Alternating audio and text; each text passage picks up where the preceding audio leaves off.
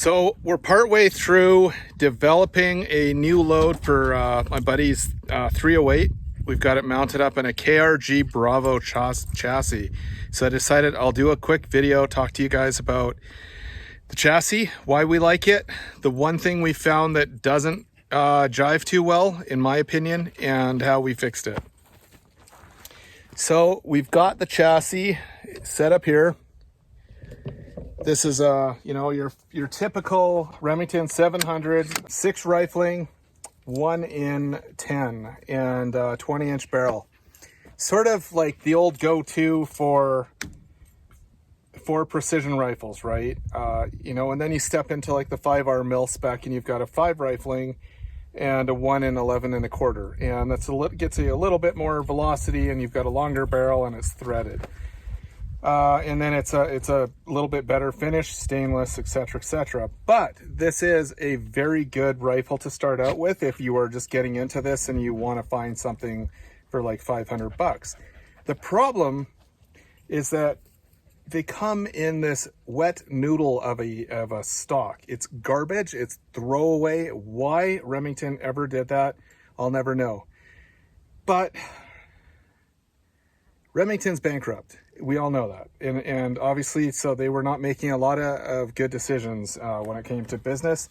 They were falling behind when it came to keeping up. But if you can get one of these, you can turn it into a good shooter by setting it up in a KRG Bravo stock. That's going to cost you about $400. Mag's going to cost you 50 to 70.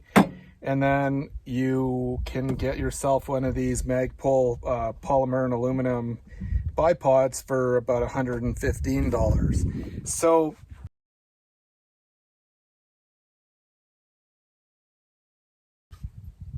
this is pretty much your budget setup right now, but it is a heck of a shooter, and we take this thing out to 1,000 yards.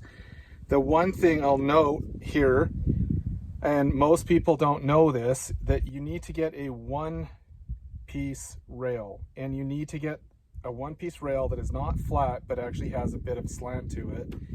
And what that does is it dips the nose of the scope down so that you're actually zeroed up here on the top of the scope, so that as you looking down the scope, you're actually looking through here, through the top of here, and then as you adjust the scope, you start to move the barrel up, and your point of aim comes down in the actual scope. So that's basically, in a nutshell, how you're making those long range shots, because you've got a drop that you've got to compensate for.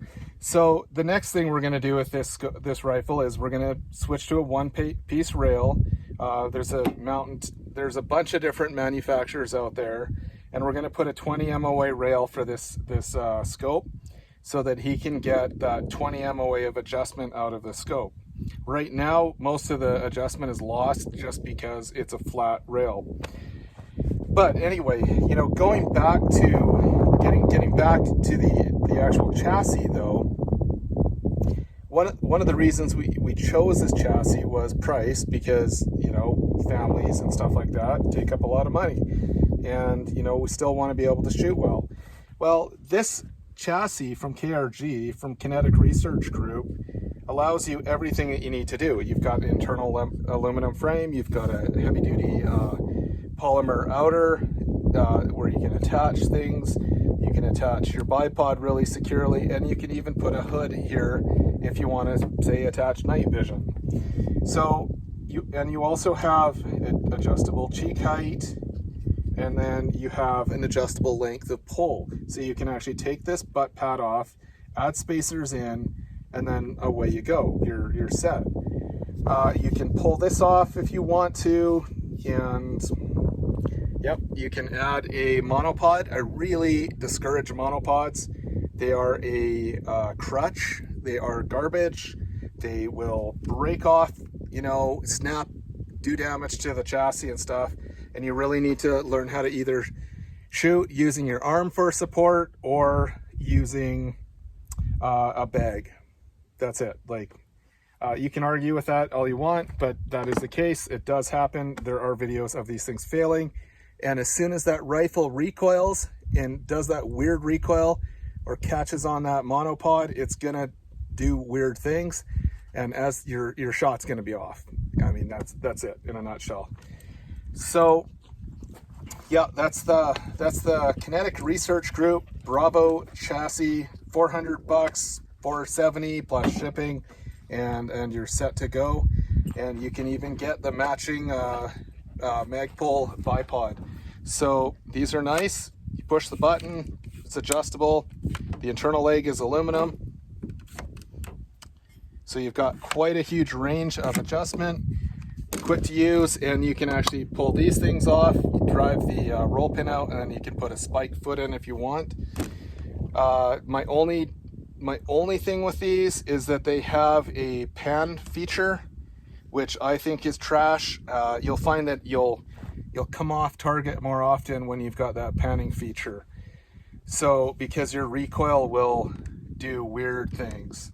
So if your recoil is coming straight back at you, you're much better off. Can't say anything bad about it besides the fact that we were having issues with the under recoil. It would drop the magazine. And what we discovered is that inside here, you have to take this all apart.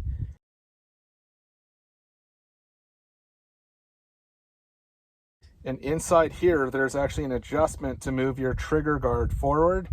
That tightens up your magazine well a little bit. And then you want to make sure that this polymer is pulled as far back as possible when you do up all the screws along here. Otherwise, there's significantly more slop and that magazine will drop out.